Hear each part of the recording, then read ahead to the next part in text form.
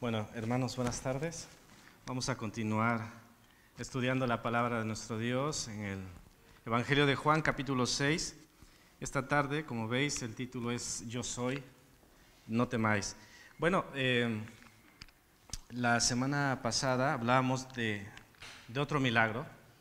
Juan nos viene mostrando diferentes señales que indican claramente que Jesús no era cualquiera, y no solo cualquiera, ¿no?, sino el mismo Dios hecho carne, como él lo decía en el primer capítulo. Bueno, como curiosidad, la alimentación de los 5,000, lo mencioné la semana pasada, lo tratan los 4 evangelios, pero estos versículos que tenemos aquí en Juan, que se acaban de leer, Lucas no los menciona, pero Mateo y Marcos sí que lo mencionan y dan mucho más información y detalles que Juan. Así que nos iremos apoyando en estos evangelios paralelos para que podamos tener más luz sobre el pasaje. Entonces, ¿cómo termina todo esto? Había sido una larga jornada, había sucedido un gran milagro, alimentar a 5,000 hombres, sin contar mujeres y niños. Lo vimos la semana pasada, no había forma de conseguir tanta comida y sin embargo se les había alimentado y había hasta sobrado. Y como fruto de todo esto, uno de los últimos versículos que vimos, versículo 15, pero entendiendo Jesús que iban a venir para apoderarse de él y hacerle rey, volvió a retirarse al monte él solo. ¿Por qué? Si aparentemente estaba sucediendo algo positivo, le seguían, le querían hacer rey, Jesús toma unas medidas que pudieran desconcertar a mucho. ¿Por qué? ¿Por qué se retira? ¿Por qué le dice a sus discípulos que se vayan? ¿Por qué despide a la gente? Pero justamente es el enfoque que tuvimos la semana pasada. Muchas de estas personas le seguían por motivaciones incorrectas y Jesús no quería eso. Quería que le siguieran, pero por las motivaciones correctas. Quería que le siguieran con un corazón transparente y no solamente por los milagros, por el beneficio material o por el Mesías que ellos creían que era, el que ellos querían que fuera, dicho de otra forma. Bueno, estos versículos los vamos a estudiar de la siguiente forma. ¿Qué hacer cuando el Señor ordena, cuando el Señor manda algo? ¿Qué hacer cuando el Señor tarda, entre comillas? ¿Y qué hacer cuando el Señor llega? Así que, sin más, vamos a ir al primer punto, que a lo mejor alguno dirá, pues es que esto es muy fácil, ¿no? Ya conozco la respuesta a estas afirmaciones, o qué procedería, pero vamos a mirarlo conforme al texto. Muy bien, ¿qué hacer cuando el Señor ordena? Bueno, al anochecer, dice el versículo 16, descendieron sus discípulos al mar, pero definitivamente aquí Juan no nos dice por qué hicieron esto sus discípulos, lo que sí hace los otros evangelios que dijimos, Mateo 14:22 y Marcos 6:45. Os leo lo que dice Mateo. Dice: enseguida Jesús hizo a sus discípulos entrar en la barca e ir delante de él a la otra ribera, entre tanto que él despedía a la multitud. Es decir, lo que nosotros vemos en nuestro primer versículo leído es que ellos descendieron y se fueron hacia el mar de Galilea. Pero no nos dice por qué. Pero claramente hubo una instrucción de parte de Jesús. Y más adelante vamos a ver que fue una instrucción estricta, contundente. Tenéis que iros. No es como muy voluntario que digamos. Bueno, las cosas no estaban sucediendo como Jesús quería y debe tomar medidas, algo que ya he dicho. Jesús se aparta, despide a la gente, y el verbo utilizado en esta frase, Jesús hizo a sus discípulos entrar en la barca, viene de un verbo que significa o tiene que ver con forzar, obligar e imponer. Es decir, tenéis que iros, tenéis que marcharos ya. Os lo ordeno, tenéis que iros. Y a lo mejor ellos no lo entendían muy bien, pero obedecieron porque el Señor quería que se marcharan. Es decir, Jesús estaba siendo totalmente intencional en romper ese momento de éxtasis de la gente. Querían apoderarse de él y hacerle rey. Y cualquiera de nosotros diría, ¿pero qué tenía esto de malo? Le querían hacer rey. ¿Por qué no disfrutar el momento? ¿Por qué no aprovechar las circunstancias? Pero Jesús tenía muy claro que no estaba haciendo como debería ser. Y también Jesús se preocupa no solo por cómo Él lee las circunstancias, sino le preocupa cómo pueden asumir todo permitidme la expresión, todo este éxito los discípulos. Porque claro, Jesús sabía los tiempos, sabía lo que había en los corazones de aquellas personas, pero los discípulos, ¿lo tendrían tan claro como Jesús? ¿Qué decís? ¿Lo tendrían tan claro como Jesús sus discípulos? Yo creo que no.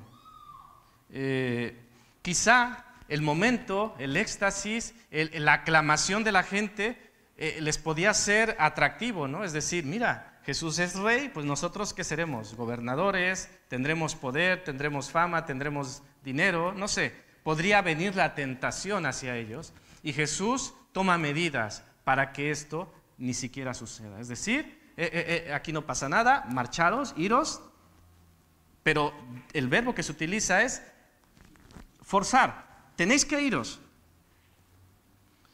Y Jesús despide a la gente y se retira a orar. Y aquí es donde hacemos la reflexión. ¿Qué hacer cuando Dios nos ordena algo? La respuesta es sencilla, pero luego la ejecución no lo es tanto. ¿Qué hacer cuando Dios ordena algo? ¿Y qué hacer cuando no entendemos lo que nos está ordenando?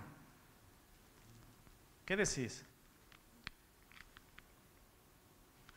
Una orden clara y directa que tú la entiendes, dices, sí, vale, no pasa nada, lo hago. Pero ¿qué pasa con una orden que no entiendes? Que a lo mejor los discípulos en este momento dicen, ¿por qué está haciendo Jesús esto? ¿Por qué dice que nos vayamos? ¿Por qué dice que le dejemos solo? ¿Qué quiere hacer? Pero ellos, sin entender quizá lo que Jesús decía, dice el versículo 16, que ellos descendieron al mar, es decir, obedecieron. Hermanos, ¿qué hacer cuando el Señor ordena? Pues claro, obedecer. Pero quiero que vayamos un poco más allá. Obedecer cuando no entendemos, incluso cuando no entendemos por qué nos pide ciertas cosas. Obedecer incluso cuando nos pide algo que a lo mejor nosotros no queremos hacer. ¿Tiene sentido? Es decir, obedecer al Señor en lo que a mí me place, dices, vale, nivel 1, sencillo. Pero obedecer a Dios cuando no le entiendo, nivel 2, ¿no? Un poco más complicado. Pero obedecer a Dios aún en cosas que yo no quiero, ya es otro nivel. Pero sobre este primer punto, ¿qué hacer? En cualquiera de los 3 niveles, o de los 5, o de los 10 niveles que haya, ¿qué procede cuando el Señor ordena algo, hermanos? ¿Qué procede? Obedecer. Respuesta sencilla, pero práctica, quizá nos falte, o selectiva, ¿no? Bueno, Dios manda 50 cosas, 35 sí y 15 no. Lo que sí me viene bien y lo que no me viene tanto. No, cuando el Señor ordena, incluso lo vemos más adelante, ¿no? Que incluso se expresaban, ¿quién es este hombre que aún los vientos le obedecen? Es decir, cuando Jesús hablaba, calma, se calmaba la tempestad. Total autoridad. Entonces, esa autoridad que Jesús tiene sobre todo lo creado, debe tenerla también con nosotros. Así que, hermanos, obedezcamos, pero hagámoslo de forma incondicional, de forma de que no sea selectiva. Yo escojo qué sí obedezco y qué no obedezco. Yo escojo cuándo obedezco y yo escojo cuándo no obedezco. Obedecemos incondicionalmente a nuestro Señor. Y viene la segunda parte, ¿qué hacer cuando el Señor tarda? Y lo pongo entre comillas, porque claro, esto puede ser muy nuestra propia opinión, es decir, el Señor está tardando, pero el Señor no tarda. Los tiempos del Señor son perfectos y que por supuesto a nosotros nos puede parecer tardanza. Os leo lo que dice Mateo 14, 24, 25, que es el pasaje paralelo. Dice, y ya la barca estaba en medio del mar, azotada por las olas, porque el viento era contrario. Mas a la cuarta vigilia de la noche, Jesús vino a ellos andando sobre el mar. ¿A alguien os suena sobre qué hora era? Para aquellos que sabéis esa medición del tiempo antigua, a la cuarta vigilia de la noche, ¿a qué os suena? No, si alguien dice, escucho algo, pero no lo escucho claro. Más tarde, la cuarta, dijéramos la última vigilia, era entre las 3 y las 6 de la mañana. Entre las 3 y las 6 de la mañana. ¿Y sobre qué hora se fueron ellos al mar cuando el Señor les dice, iros, marcharos? Tampoco hay una hora, pero era al anochecer. Es decir, los discípulos llevaban en el mar, en la tormenta, bastantes horas. Bastantes horas. De hecho, Marcos dice que estaban cansados, Marcos 6, 48. Entonces, yo creo que no sería extraño que los discípulos pensaran, esto no está bien. Llevamos bastantes horas aquí, Jesús nos ha mandado a esto, ¿y qué pasa? No lo entiendo. Estarían asustados, estaban cansados, estaban en medio de una tormenta y de acuerdo a la distancia que habían recorrido y a los vientos contrarios, estaban literalmente atrapados. Y la pregunta que surge, ¿estaba tardando Jesús? Sus discípulos, Juan el Bautista hace poco había fallecido, era un ser querido para Jesús, y ahora otros seres queridos para Jesús estaban en peligro. ¿No le interesaría a Jesús?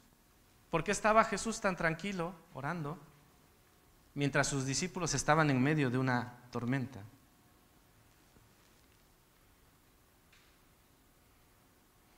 Sin duda, cuando Jesús les dio esta orden de que fueran a la barca y cruzaran a la otra ribera, ellos, quizá no todos, pero ellos conocían del mar, conocían de los tiempos, y sin duda ellos no se hubiesen animado a coger la barca y cruzar si no hubiesen visto las condiciones adecuadas. Es decir, cuando ellos ejecutan la orden, no se dan cuenta que había una tormenta por venir. Pero yo os pregunto, hermanos, ¿qué pensáis sobre esto? ¿Jesús sabía que venía una tormenta? Claro, ellos obedecen, ejecutan la orden y resulta que venía una tormenta. Y Jesús sabía que venía una tormenta. Y entonces, si sabía que venía una tormenta, ¿por qué los envió? ¿Por qué creéis que los envió?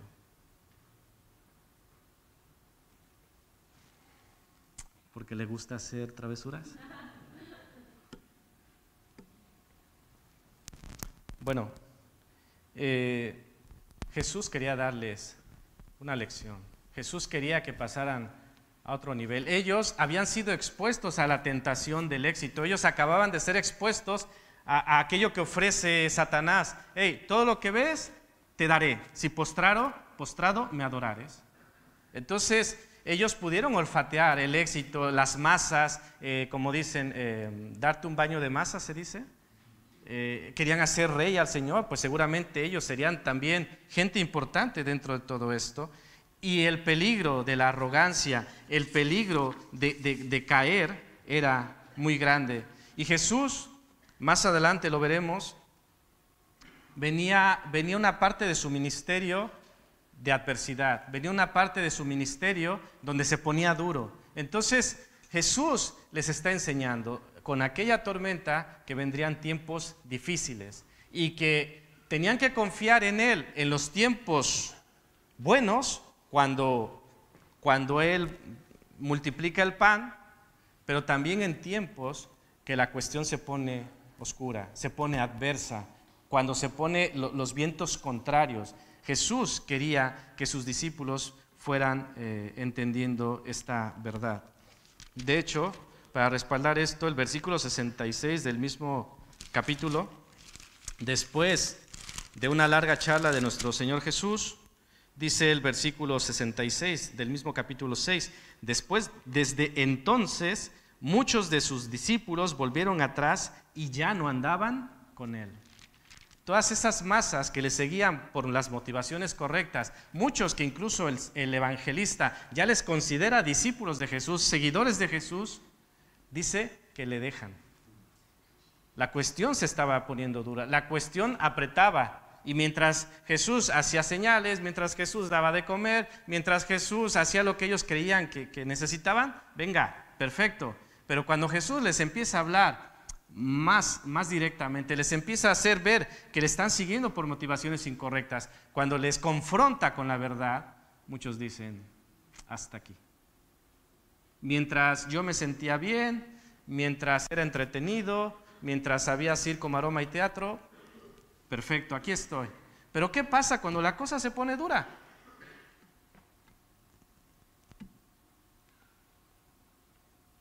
Hermanos, ¿qué hacer cuando el Señor tarda? ¿Qué diríais? Claro.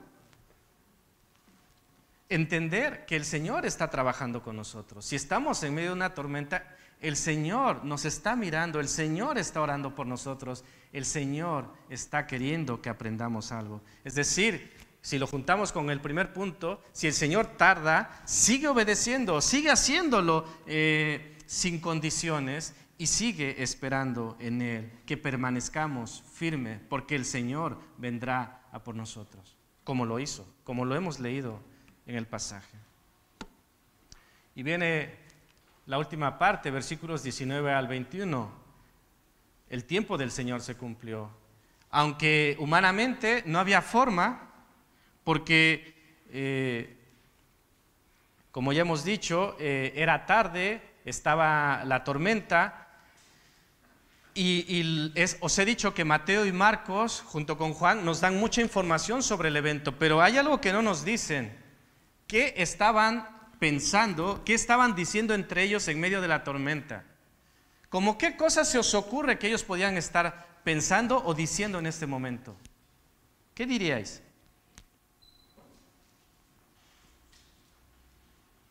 ¿Os suena que dirían algo como, ¿qué estaba pensando Jesús cuando nos envió aquí? ¿Iría en esa línea sus pensamientos? Sí, ¿no? No entiendo. ¿Por qué Jesús nos ha enviado aquí? Yo no entiendo. Incluso en ese momento alguien podría haber dicho, uy, pues ahora que me doy cuenta, ¿cómo se supone que nos va a alcanzar si solo había una barca? Versículo 22. El día siguiente, la gente que estaba al otro lado del mar vio que no había habido allí más que una sola barca y que Jesús no había entrado en ella con sus discípulos, sino que estos se habían ido solos. Entonces, si solo había una barca y los discípulos se habían ido en esa barca, ¿cómo nos iba a alcanzar Jesús? Que no había habido otra barca. Entonces, hay muchas cosas que pudieron pasar por sus mentes, hay muchas cosas que ellos pudieron decir y seguramente ninguna de ellas tenía mucho sentido. Estaban en medio de un aprieto y la cosa no estaba sencilla. Y en medio de esa situación, ellos estaban atemorizados. Ven una figura humana a lo lejos. ¿Qué es eso que viene allí? Y dice el texto que tuvieron miedo. Se asustaron, gritaron. Incluso uno de estos evangelios paralelos dice un fantasma. Pero es maravilloso cuando Jesús, cuando le fue posible, les dice, yo soy. No temáis. Sin duda, cuando escucharon esta expresión, estoy seguro que ellos tuvieron paz. Al escuchar esa voz familiar, al escuchar esa voz de Jesús, dijeron, todo va a estar bien. Ya está, estábamos temerosos, estábamos angustiados, estábamos cuestionándonos, pero Jesús, utilizando esa expresión maravillosa, yo soy, el nombre de Dios, yo soy el que soy. Jesús dice, yo soy, no temáis. ¿No os parece maravilloso? le recibieron con gusto, que esto responde un poco lo que estamos planteando. ¿Qué hacer cuando Jesús llega? Bueno, pues recibirle. Dice que le recibieron, dice versículo 21, ellos entonces con gusto le recibieron en la barca, la cual llegó enseguida a la tierra a donde iban. Quizá si vemos el relato así, pueden pasar por desapercibidas varias cosas. Aquí han pasado varios milagros, desde el relato de Juan como en el relato de los sinópticos. Es decir, acabamos de dejar un gran milagro donde Jesús alimenta a muchas personas, pero aquí sucede otra cosa. ¿Qué otros milagros veis en el relato? Decídmelo.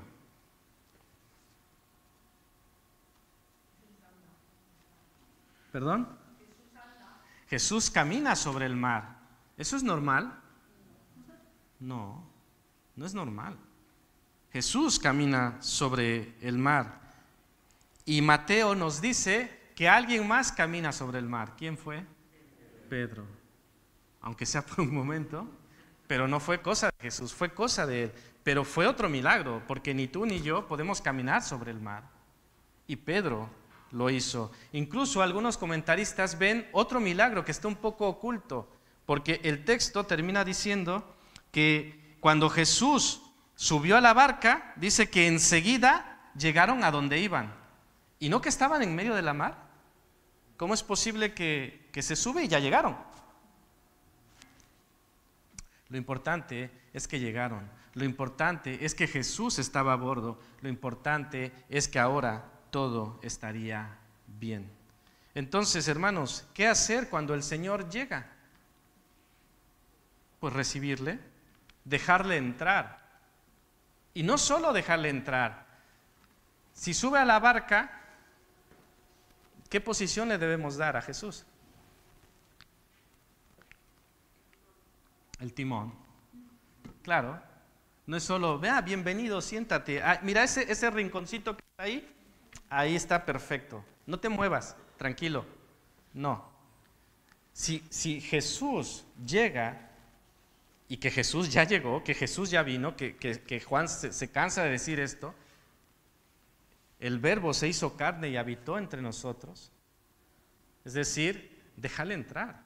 Y no solo déjale entrar, sino deja que Él controle, que Él tome el mando de tu vida, que Él tome el mando de la iglesia, de su iglesia, porque así debe ser y así está bien.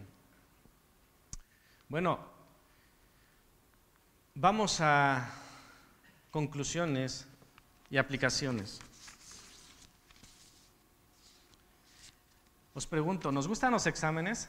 Seamos honestos. ¿Hay alguien que sí le gusten los exámenes? No, sois muy honestos. Bueno, ciertamente no, yo creo, a mí no me gustan los exámenes. Y dice un comentarista de la siguiente manera: la alimentación de los 5,000 fue la lección, pero la tempestad fue el examen. Los discípulos habían experimentado gran alegría al participar en un emocionante milagro. Ahora tenían que enfrentar la tempestad y aprender a confiar más en el Señor. Jesús les había demostrado que podían confiar en Él. Jesús les había demostrado que estando al lado de Él no pasaría nada, que incluso podían alimentar a tanta gente en medio del campo. Es decir, la lección estaba allí. ¿La has aprendido? Veamos. Una tormenta y la lección o el examen estaba ahí como que una nota que, ¿qué le daríamos de nota a los discípulos? Un suspenso. Estaban un poco ahí como que, bueno, no nos dice el relato qué es lo que decían, pero estaban atemorizados, eso sí lo sabemos. Estaban cansados, seguramente estaban cuestionando. Pero Jesús llegó en el momento que tenía que llegar. Hermanos, el Señor nos da lecciones todos los días y el Señor quiere que aprendamos más lecciones, pero no solo se trata de recibir lecciones, de meternos, ya leí la Biblia 50 veces, sino los exámenes. ¿Cómo nos va en los exámenes? ¿Cómo nos va en la práctica? A veces hemos recibido señalamientos que tienen sentido, es decir, sí, allá arriba o aquí hablando se oye muy bonito, de ir y hacer discípulos, se oye muy bonito de proclamar el Evangelio, pero allá afuera nos quedamos cortos. Entonces es lo teórico y lo práctico, y es lo que el Señor estaba enseñando. Está bien la teoría, el Señor les daba enseñanzas, pero también quería que en el examen pudiesen salir aprobados. Y yo lo comparo esto un poco como el carnet de conducir. ¿Necesitas aprobar el teórico nada más? También el práctico, ¿no? ¿Y cuesta sacarse ese carnet? Bueno, algunos no, pero los relatos es que a muchos cuestan, ¿no? El teórico como sea, pero luego el práctico cuesta. Pero con el Señor hay que sacarse el teórico y el práctico. Así que vamos al siguiente punto. Problemas por obediente. Es decir, desde pequeños, bien o mal, asociamos el castigo o el sufrimiento con la desobediencia. ¿Estáis de acuerdo? Unos más que otros, pero relacionamos que si yo hago algo mal, es posible que haya una consecuencia. Tanto en el mismo hecho, es decir, si me trepo a la mesa, pues me puedo caer y lastimar, o me pueden castigar mis padres por haberlo hecho. Es decir, está asociado. Pero, ¿qué pasa cuando sufrimos por obedecer? ¿A qué os suena eso?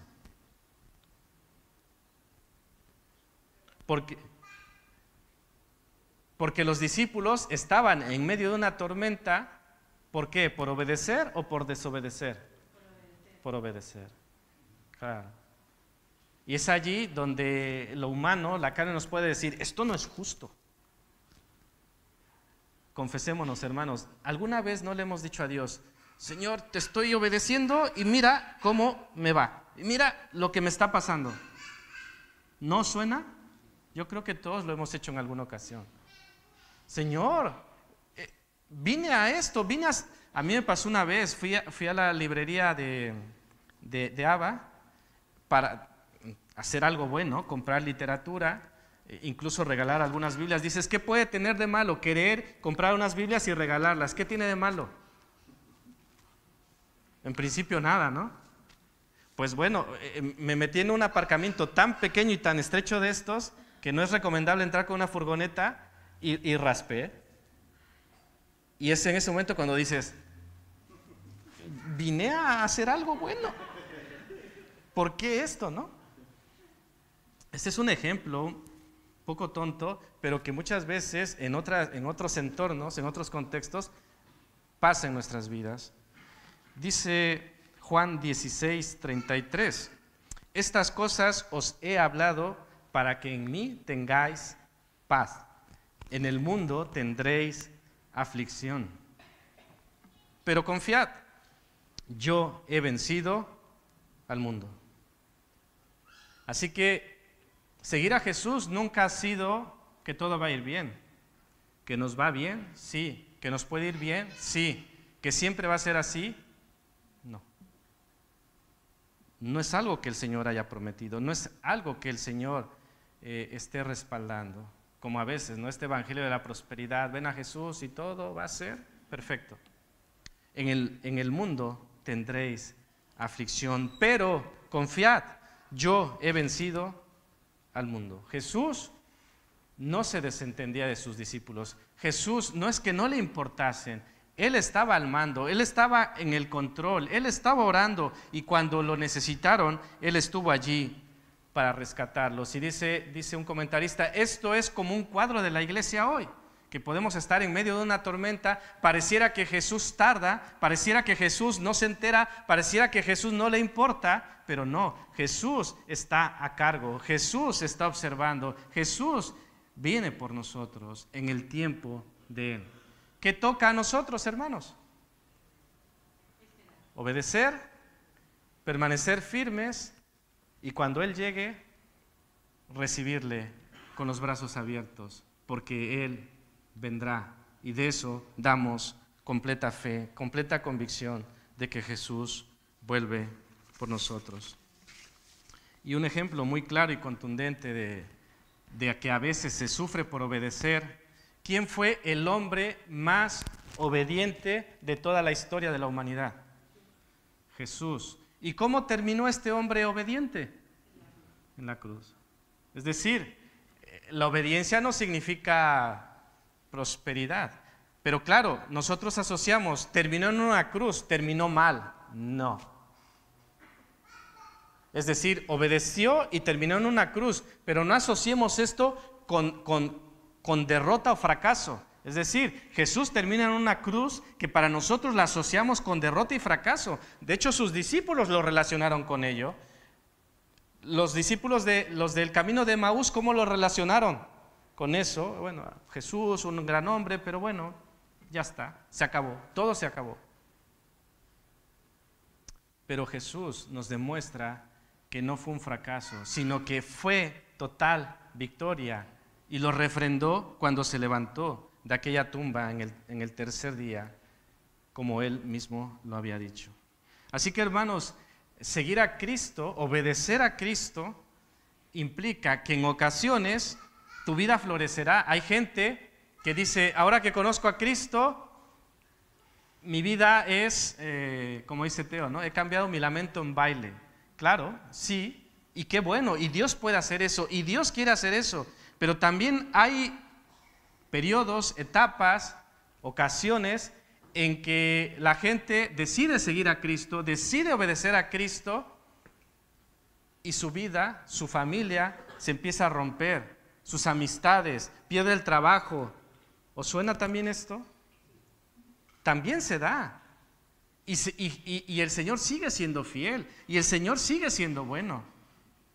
Nosotros quisiéramos la otra versión, ¿no? Es decir, mira, sigo a Cristo y todo ha florecido, y puede ser, pero que en ocasiones a lo mejor no será así. Pero de todas formas tenemos que seguir a Cristo, tenemos que entender que Él es fiel, y que sobre todas las cosas seguir a Cristo no es un cero problemas, sino seguir a Cristo significa acompañamiento en medio de los problemas, acompañamiento de parte de nuestro Señor y acompañamiento de parte de su iglesia. Hermanos, debo decir también que debemos distinguir tormentas de corrección y tormentas de perfeccionamiento, porque muchas veces vivimos tormentas en nuestras vidas y decimos, es que Dios está trabajando en mí. En ocasiones será que sí, pero en ocasiones son tormentas no tanto porque Dios nos esté perfeccionando, son tormentas porque nosotros nos hemos querido meter allí. Un poco para ilustrar esta situación es el caso de Jonás. Jonás vivió una tormenta, ¿lo recordáis? Pero ¿era una tormenta de perfeccionamiento o de corrección?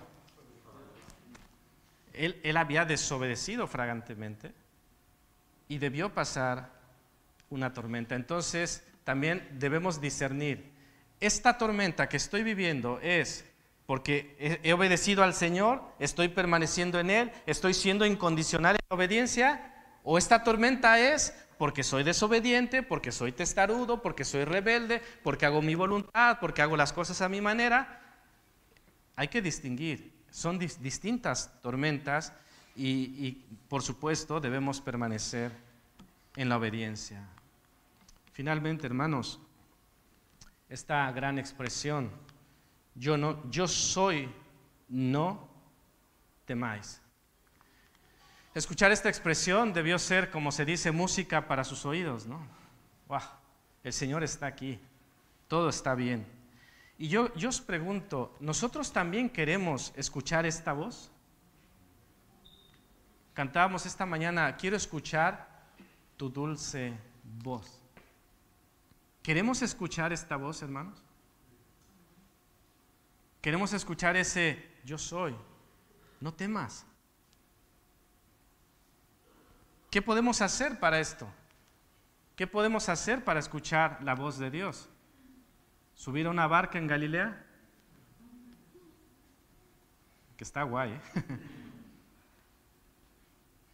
Pero no es el caso. Si queremos escuchar la voz de Dios, ¿qué podemos hacer, hermanos? Aquí está la voz de Dios. Y la podemos escuchar todos los días. Pero a veces decimos, Señor, quiero escuchar tu dulce voz. Y la dulce voz la pongo en un rincón y no me acuerdo de esa dulce voz en una semana, en 15 días, en un mes. Pero quiero escuchar su dulce voz. Hermano, te pregunto, ¿Jesús está tardando en tu vida? ¿Qué dirías? ¿Jesús está tardando en tu vida?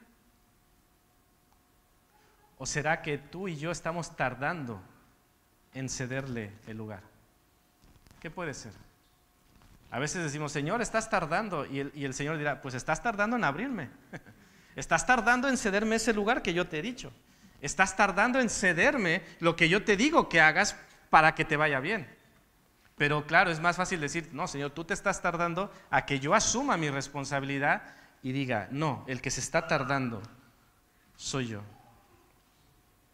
Hermanos, el Señor no retarda su promesa, según algunos la tienen por tardanza, sino que es paciente para con nosotros, no queriendo que ninguno perezca, sino que todos procedan al arrepentimiento.